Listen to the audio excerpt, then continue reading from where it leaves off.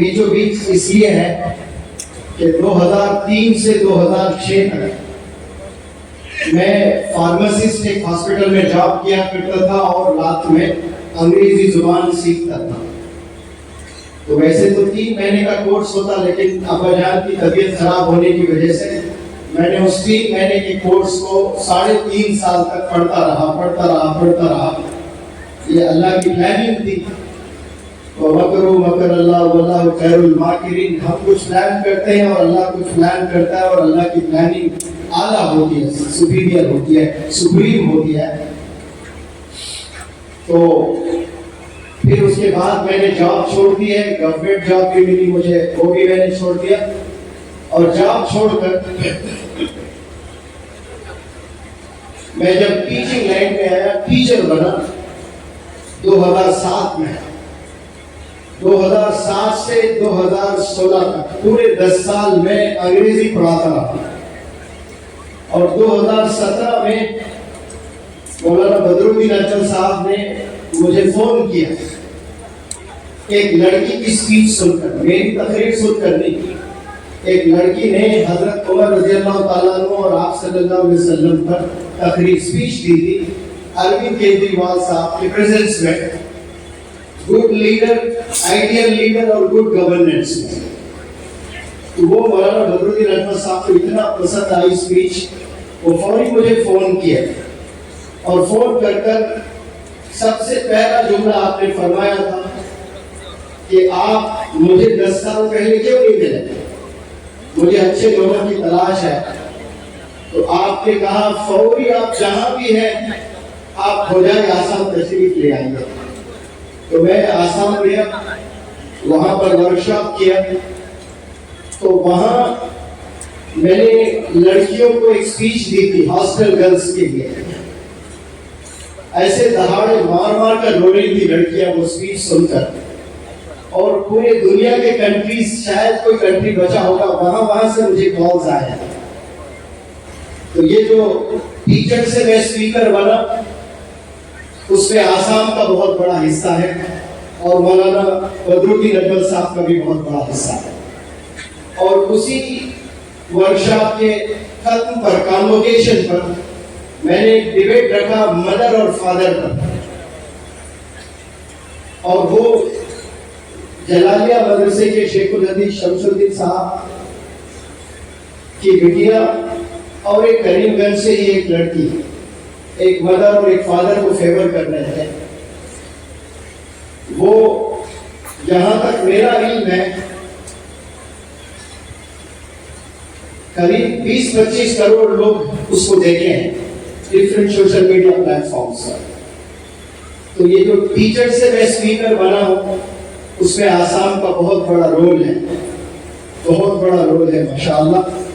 اور یہ بیماری کی حالت میں میں اسٹیج پر کھڑا ہوں اور امیر شریعت شیخ حضرت مولانا یحییٰ صاحب دامت برکاتہ الاولیاء کے مبارک ہاتھوں سے یہ جو عمامہ پہنایا گیا، تو وہ جو عمامے کی گرمی ہے میرے ٹیمپریچر کو نارمل کر دیا، پسینے چھوٹ گئے، بخار اتر گیا الحمدللہ.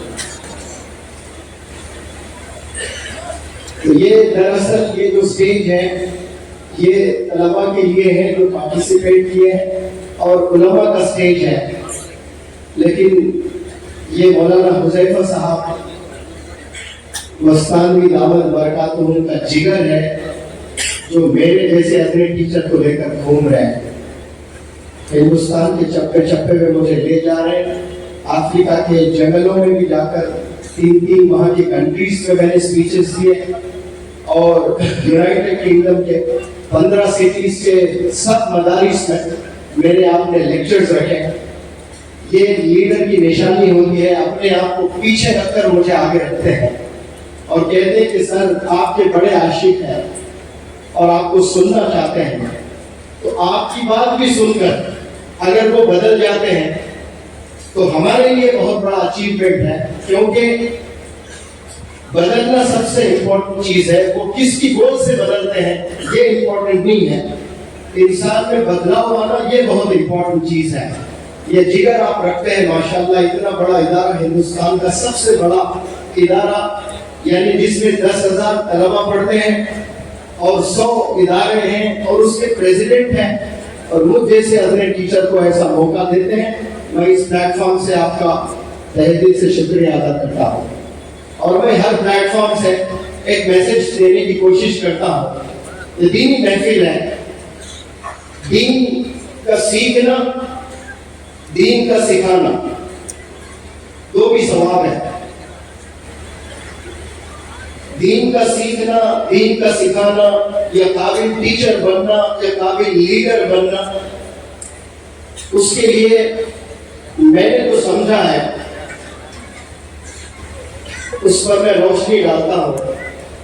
اللہ سبحانہ و تعالیٰ کی طرف سے جب میسج آیا آپ صلی اللہ علیہ وسلم پر، میسج کے کمانڈ آیا، حکم آیا کہ آپ اپنے گھر کے فیملی ممبرز کو دین سکھائیے، اسلام کا میسج پہنچائیے، تو آپ صلی اللہ علیہ وسلم حکم کے مطابق اپنے گھر کے فیملی ممبرز کو دین کا میسج پہنچایا.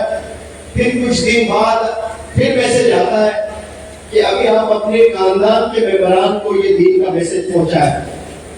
تو وہ دین کا میسج پہنچاتے ہیں. پھر کچھ دن کے بعد، یعنی اس وقت میں چھپ چھپ کر دشمن اسلام کا غلبہ تھا، ان سے ڈر ڈر کر چھپ چھپ کر بڑے حفاظت سے اپنی جانیں بچاتے ہوئے دین کے میسیجز کو پہنچایا کرتے تھے. پھر اللہ کا میسج آیا، ابھی چھپ چھپ کر نہیں، ابھی اعلان آپ نے میسج کنوے کرنا ہے. تو آپ صلی اللہ علیہ وسلم تمام مکہ کے ممبران کو، وہاں کے رہنے والے باشندوں کو جمع کیے، اور پہاڑی کے اوپر، چوٹی پر، پہاڑ پر کھڑے ہو کر تمام مکہ کے باشندوں سے سوال کرتے ہیں کہ how did you find me all these days؟ ان دنوں آپ مجھے کیسے پائے ہو؟ ان دنوں آپ مجھے کیسے پائے ہو؟ تو آپ سارا مجمع میں ایک وقت آواز گونجتی ہے کہ صادق الامین، ہم نے آپ کو سچا پایا ہے اور ہم نے آپ کو ایماندار، آنیسٹ پایا ہے، لائل پایا ہے. اگر وہ بیک وقت میں سارے لوگ منور زمان کو کہیں آپ صادق ہے، الامین ہے، یا دنیا میں 850 کروڑ لوگ اس وقت جی رہے ہیں، ان کی تعریف کیا جائے، تو میں سمجھتا ہوں کہ دل پہ سب کو خوشی ہوتی ہے. لیکن پروفیٹ محمد صلی اللہ علیہ وسلم اطمینان بخش نہیں تھے اس جواب سے. اس وقت میں وہ اپنا امتحان لیے، جو اس دنیا میں کسی کی ضرورت نہیں، جو عوام کے بیچ میں آ کر کھڑے ہو کر خود کا امتحان لیں. تعریف سننے کے لیے تو سب لوگ تیار ہیں، قصیدے پڑھے جاتے ہیں تو خاموشی سے سر نیچے رکھتے ہیں، لیکن مزہ تو دل میں آتا ہے سب کو. لیکن آپ صلی اللہ علیہ وسلم واحد ایسی شخصیت، ایسی پرسنالٹی، خوش نہ ہوئے لیکن اپنا امتحان لیے. وہ کیسا لیے؟ سوال کر کے کہ اگر میں کہوں کہ پہاڑ کے پیچھے دشمن کا لشکر ہے اور اٹیک کرنے کے لیے بالکل تیار ہے، اگر میں ایسا کہتا ہوں کہ آپ میری بات مانو گے؟ پھر آواز گونجی کہ ہم نے آپ کے مبارک منہ سے کبھی جھوٹ نہیں سنا، ہم نے ہمیشہ سچ سنا ہے، ہم بالکل آپ کی بات مانتے ہیں. تو پھر آپ صلی اللہ علیہ وسلم نے پہلے اپنی ذات کو رکھا، پھر اس کے بعد اللہ کی بات کو، یعنی اپنی بات کو رکھا. ہونا تو یہ چاہیے کہ بات رکھنی تھی اللہ کی، لیکن اللہ کی بات رکھنے سے پہلے آپ نے کیا رکھا بتائیں سب لوگ؟ اپنی ذات کو رکھا، یعنی اپنے کیریکٹر کو رکھا. تو دین سیکھنا ہے، دین سکھانا ہے، ٹیچر بننا ہے یا پھر لیڈر بننا ہے، تو سب سے پہلے مجھے معلوم یہ ہوتا ہے کہ اپنے کیریکٹر کو بنانا بہت ضروری ہے. علم میں اضافہ ہو سکتا ہے، کسی کو اللہ بہت ٹیلنٹڈ بنا سکتا ہے، اس کو کئی ساری چیزیں یاد ہو سکتی ہے، لیکن اس سے مقبولیت نہیں ملتی ہے انسان کو. آج دنیا میں بہت سے ٹیلنٹڈ لوگ ہیں، لیکن مقبولیت کس سے ملتی ہے؟ اخلاق سے، کیریکٹر سے. اپنی ذات کو بنانا ہے. جو بھی طلبہ یہاں تشریف فرما ہے وہ کل کے فیوچر لیڈرز بھی ہو سکتے ہیں، وہ کل کے زبردست ٹیچرز بھی ہو سکتے ہیں، کل کے زبردست مقرر بھی ہو سکتے ہیں، لیکن میری اس چھوٹی سی بات کو آپ لوگ اپنے دل میں بٹھا لیں کہ آپ نے لائف میں کچھ بننا ہے تو پہلے اپنی ذات کو بنائیں، اس کے بعد جب آپ اپنی بات رکھتے ہو تو وہ بات لوگوں کے دلوں میں اترتی ہے اور وہ بات لوگ سننا پسند کرتے ہیں۔ یہاں تشریف فرما سبھی طلبا اور جتنے بھی لوگ دور دراز سے آئے ہیں، میں سلوٹ کرتا ہوں، کیونکہ ریسرچ کہتا ہے، طلبا پر ریسرچ کیا گیا کہ ایک اسٹوڈنٹ پورے 100% کانسنٹریشن کے ساتھ کلاس روم میں کتنی دیر لیکچر سن سکتا ہے۔ تو بڑا ریسرچ کے بعد پتا چلا کہ 7 منٹ سے زیادہ کوئی لیکچر نہیں سن سکتے۔ 7 منٹ کے بعد دماغ منتشر ہو جاتا ہے، ڈائیورٹ ہو جاتا ہے، ڈیویٹ ہوتا ہے، خیالات کہیں گم ہو جاتے ہیں۔ لیکن ماشاءاللہ یہاں 7 منٹ نہیں، آپ لوگ 12 بجے جمع ہوئے یہاں نماز کے لیے، تو 12 سے لے کر آپ 3:45 ہو رہے ہیں، تو آپ یہاں جو بیٹھے 4 گھنٹوں سے سلام کرتا ہوں میں، آسان چیز نہیں ہے۔ بالخصوص یہ سوشل میڈیا کے زمانے میں کوئی بندہ آدھا گھنٹہ نہیں بیٹھ سکتا ہے، لیکن آپ لوگ ماشاءاللہ 4 گھنٹے سے بیٹھ کر یہاں بڑے اطمینان سے، صبر سے آپ لوگ لیکچرز بھی سنے ہیں، بچوں کو موٹیویٹ بھی کیے ہیں، جو طلبا نے انعامات پائے ہیں یہاں۔ 2 سال قبل مولانا بدرالدین اکبر صاحب نے مجھے فون کیا تھا کہ آپ کے ساتھ مجھے آسام کے کم از کم 10 جگہوں پر لیکچرز رکھنے ہیں، بہت ڈیمانڈ آ رہا ہے اور میں بس بیٹھا رہوں گا اور آپ بات کریں۔ ایسے 10 جگہوں پر میں لے جاؤں گا، لیکن مصروفیت اتنی بڑھ گئی، بالخصوص مولانا حذیفہ صاحب وسطی دامت برکاتہ کے ساتھ میں جب سے جڑا تب سے اتنا مصروف ہو گیا کہ دن رات کیسے گزرتے ہیں پتہ نہیں چل رہا ہے۔ کبھی 3 بجے سو کر صبح 5 بجے اٹھتے ہیں، پھر سفر میں نکل جاتے ہیں، اور میں تھک جاتا ہوں لیکن حضرت کو کبھی تھکے ہوئے نہیں پاتا ہوں میں۔ تو آپ سے بھی مجھے بہت موٹیویشن ملتا ہے۔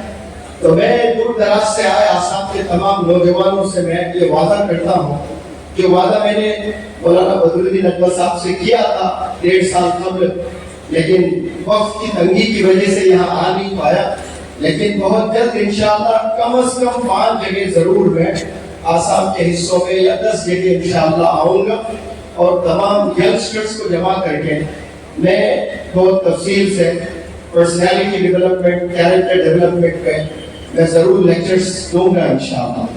کیونکہ آج سب لوگ جمع ہوئے ہیں اور ہمارے ساتھ احمد بھائی بھی ہیں، وہ حضرت نے آپ کو امیر بنایا جماعت کے، تو جب وقت ہو جاتا ہے وہ یہاں آ جاتے ہیں، تو مجھے معلوم ہو جاتا ہے کہ ابھی مجھے اسپیچ ختم کرنا ہے۔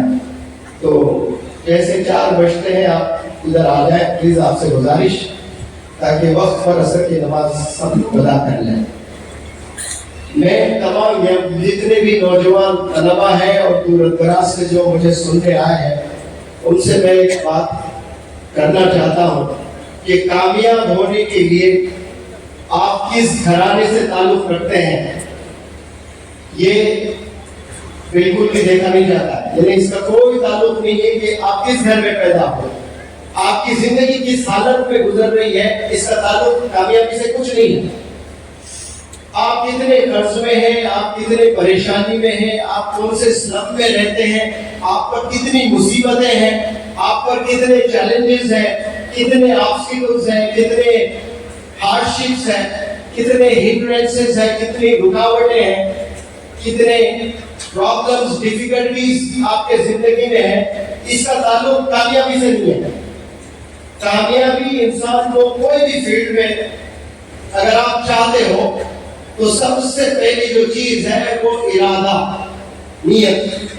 جب انسان میں مصمم ارادہ ہو جاتا ہے تو وہ آدھا کامیاب ہو جاتا ہے، یعنی ایسا مصمم ارادہ جو اس کو دن رات محنت کر رہا ہے اور مزہ آ رہا ہے، کبھی بوریت نہیں ہو رہی ہے اس کو، تو وہ ارادہ سب سے پہلی سیڑھی ہوتی ہے۔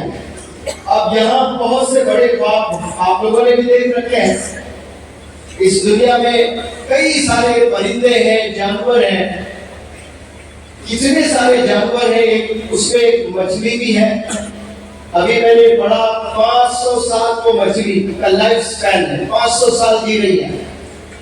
اور جو 500 سال مچھلی جی رہی ہے، کیا اس مچھلی میں خواہشات ہیں، ڈیزائرز ہیں، ڈریمز ہیں، گولز ہیں، ایمبیشنز ہیں؟ کچھ بھی نہیں ہے. وہ زندگی کیسے گزار رہی ہے اس کو پتہ ہی نہیں. اب جتنے بھی جانور ہیں، جتنے بھی پرندے ہیں، وہ کل کے بارے میں کبھی نہیں سوچتے ہیں. ان کو پتہ ہی نہیں کہ نیکسٹ 1 گھنٹے کے بعد وہ کیا کرنے والے ہیں، کسی کو نہیں پتا. لیکن بہت سے انسانوں کو پتا ہے کہ 1 گھنٹے کے بعد آپ کیا کرنے والا ہے. وہ پتا ہے کہ میں عصر کی نماز پڑھوں گا، فلانی جگہ جاؤں گا، ان سے ملاقات کروں گا، بھوک لگ رہی ہے، کھانا کھاؤں گا. میں روز 3 چائے پیتا ہوں، آج 1 ہی چائے ہوئے ہے.